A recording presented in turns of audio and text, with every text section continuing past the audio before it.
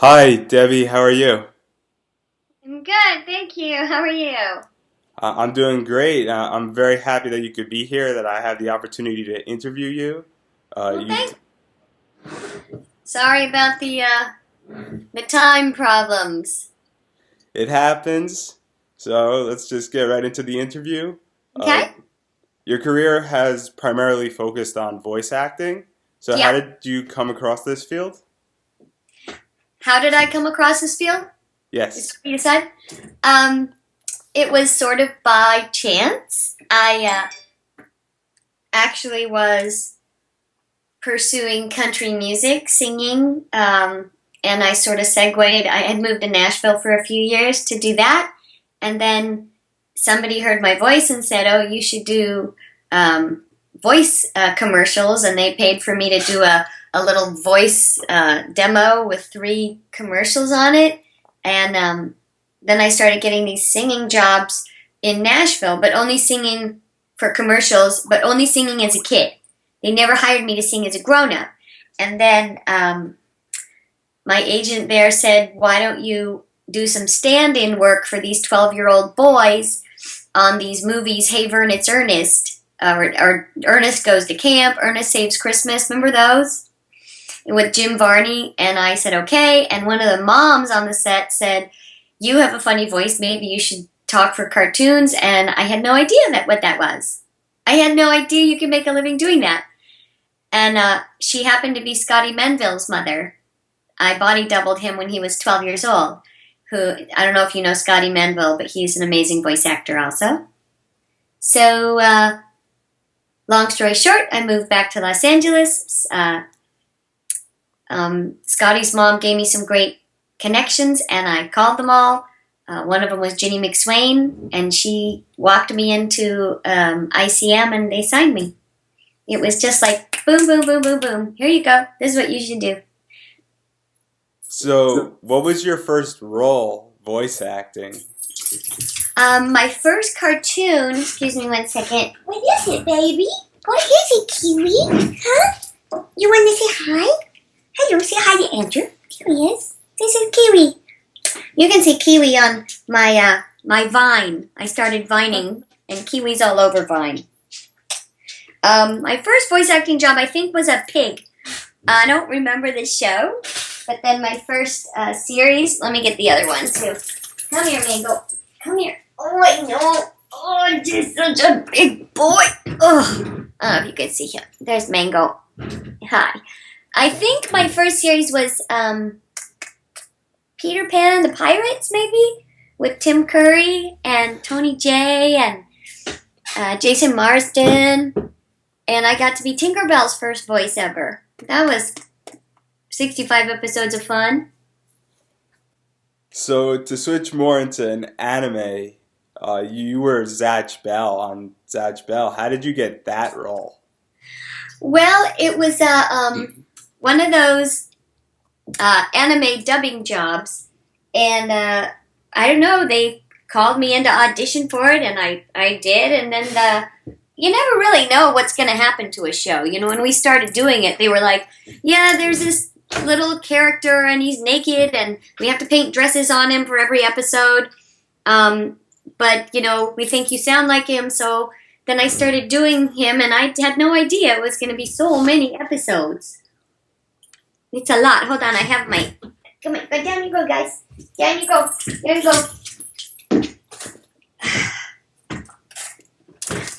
Here he is. Obviously, Zatch is a male character. What were the challenges that you faced acting for Zatch? The challenges for Zatch were his mean-ass alter ego.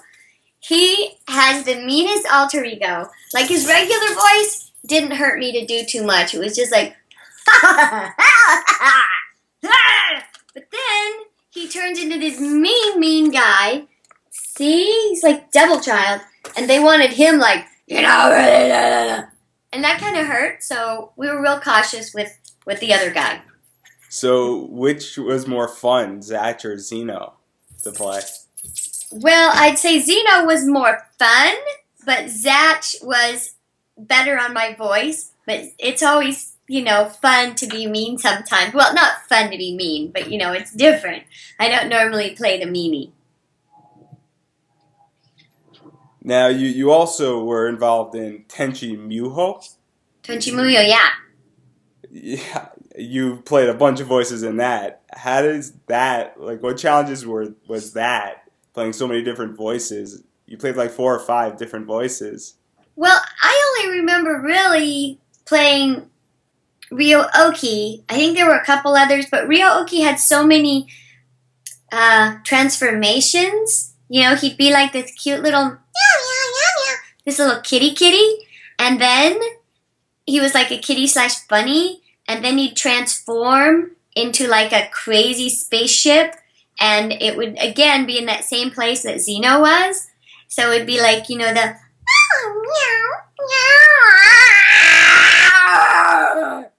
like this huge crazy transformation. So that was I think the most challenging part. But Ryo-Oki was just fun. It was like one of my first anime gigs. And then you've also done some voice acting for a bunch of Miyazaki films. What type of experience was that? Well, we do them because they're Disney. Well, they, are with Disney. We do them over on the Disney stage with Doc Kane. So, super fun. It's usually like, with Kiki's Delivery Service, I had more of a principal role. So, hold on, let me see what my agent wants. We're good. I'm waiting on a Monster High job. Okay, so the Disney stage is so much fun and so big. So when I just did Kiki's Delivery Service, it was just me. And that was, it's nice. But it's so much fun when it's a bunch of people. Like in, what's that one where he's the little blob of water guy? I forget the name of that movie. Puyo? Pumo? Ponyo? Ponyo. That's it. That one was fun because there were so many of us in this giant room looping that. And it's anime, but it's given a little more elevated level because it's Miyazaki, So they take a little more time with it. And, even if it's the same matching the mouth flaps, but you have a little more interest from the producers in getting the acting down, really getting the beats. So they don't always let you do that in anime. They're like, quick, get through it, because there's so much to do. Now, to change the focus again, you've acted in a bunch of American animation. In particular, you were Jimmy Neutron. Oh, yeah, I was Jimmy Neutron! Yep. How did you get that role?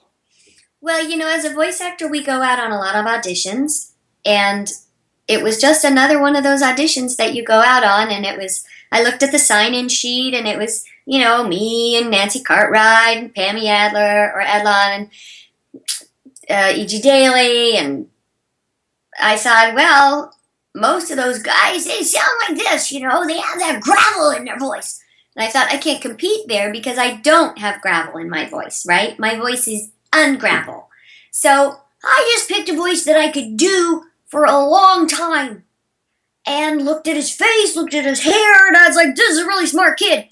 And he said lots of smart things, and, I was a pre-med at UCLA. I graduated as a pre-med with my bachelor's, so I knew a lot of these big words anyway, and I thought, well, it's fun, but you do your audition and you go, and you leave it and you forget about it. And then they called and said, oh, you booked this little animatic, this little short thing.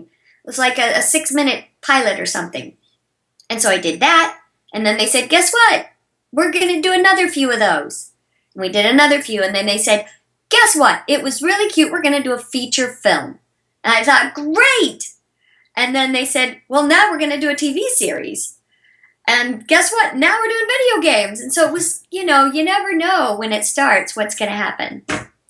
In fact, I'm working with John Davis, who is the creator and producer of Jimmy Neutron. He's doing a new film with China called, and you're the first one to hear this. Are you ready? Oh, yeah. It's called Smart. And I'm working with him a little bit on that.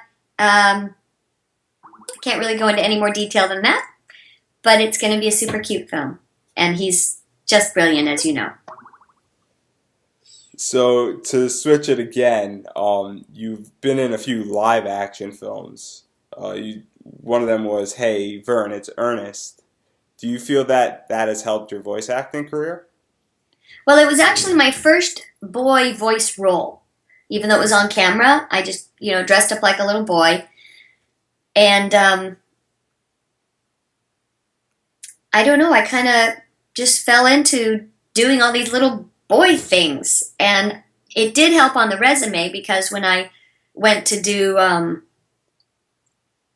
these series of commercials for the Puttermans, it was this Duracell battery series of commercials. Hold on, let me see if I can find it. Sorry, my studio's a mess. I had so many people in here. Let's see. Can you see? You were probably too little when we did these commercials, but I'm the boy in there. Can you see that? Yes. And they were directed by a guy named Barry Sonnenfeld, who's actually a pretty big director.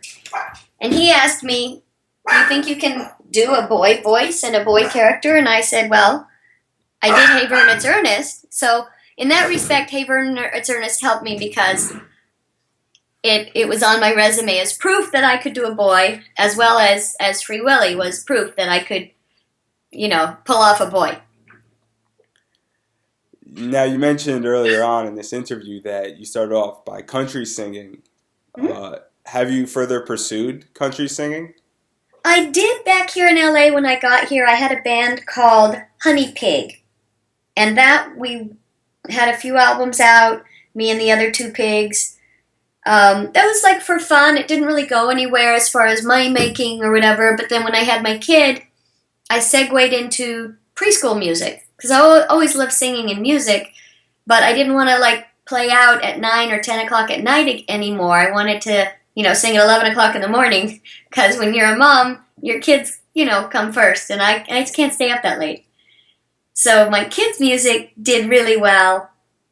I had Baby Banana went to #1 on the charts. And a number of my songs got charted for XM Sirius Radio. That was loads of fun. I still sing, at home when I'm out with my friends. And when I have parties, I'll just kind of do these unplugged concerts at my house. I did a little unplugged concert the other day at a coffee house in North Hollywood. That was fun. And it's pretty much just for fun now. I mean, I love singing on anything, but it was never really a moneymaker for me, like cartoons. So, given that you've done a tremendous amount of voice acting, do you have a favorite piece of work that you have done so far? Well, I think it's fair to say Jimmy Neutron has been, the really fun, really most noticeable. There's another one that, again, probably when you were so tiny, it was a show Howie Mandel did called Bobby's World. And he did a little voice like this. And I did his best friend, Jackie, who had these long pigtails like this. And she was kind of really straightforward and a little bit boring. And it was a funny contrast to Bobby. And that was when we were doing Free Willy in Mexico. And I would, be down in Mexico riding the whale for the little boy because I was the whale rider. And then that was before, if they offered me the job today, I wouldn't have taken it, obviously, because now I don't believe that whales should be in captivity. But then it was a very fun job for me to ride the whale.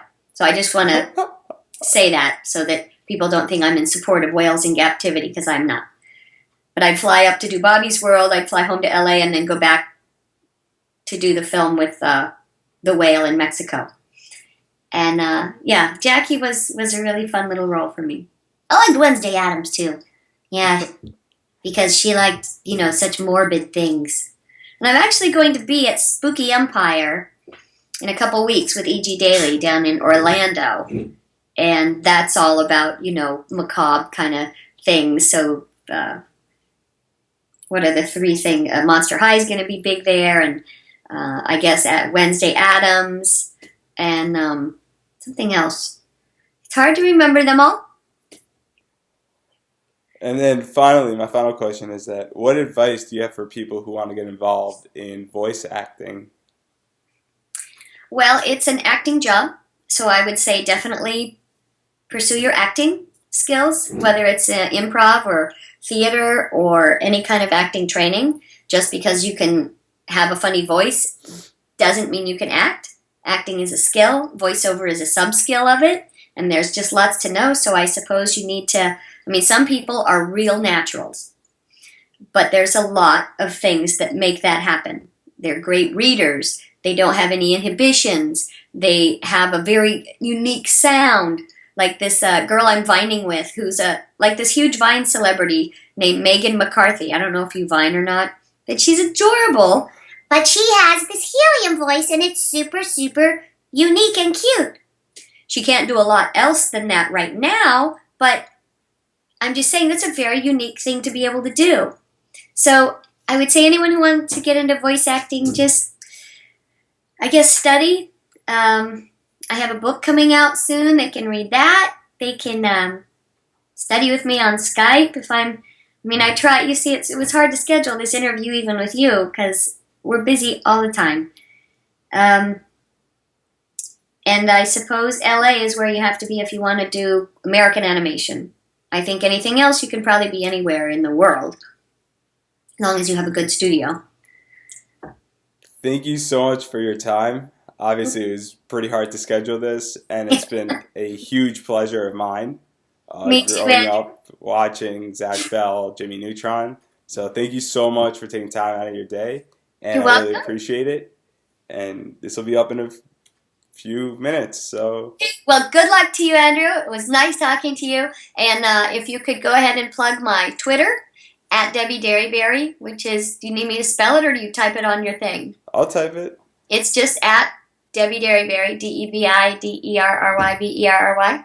And then I have a YouTube channel that I would love people to go to subscribe to. And again, that's Debbi Derryberry. It has me in a green shirt and a microphone. Not all those other YouTube videos, but like my channel. Both. I will put both the links above this. And so my check it Vine out. is the same. Vine is the at Debbi Derryberry as well. So thank you. Thank you. All right. Have a great day, Andrew. Bye. Got a blast. Bye.